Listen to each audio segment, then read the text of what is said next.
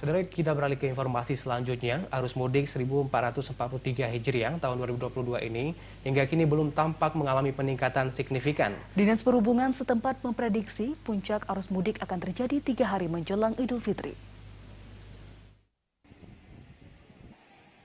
Kondisi Pelabuhan Balohan Kota Sabang hingga kini masih berlangsung normal. Tidak ada kepadatan dan penumpukan calon penumpang jelang Idul Fitri 1443 Hijriah.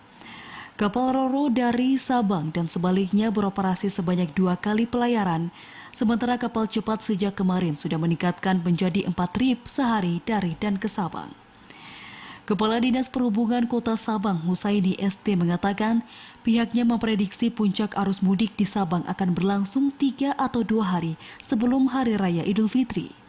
Dikatakan hingga Rabu pagi hanya sekitar 10 hingga 20% peningkatan penumpang, baik kapal Ro-Ro maupun kapal cepat, serta kendaraan bermotor. Untuk yang sekarang ini belum kelihatan memang, tapi ada peningkatan untuk kapal Ro-Ro itu sekitar 10-20% dari kapasitas yang biasanya gitu ya. Biasanya rinciannya Pak.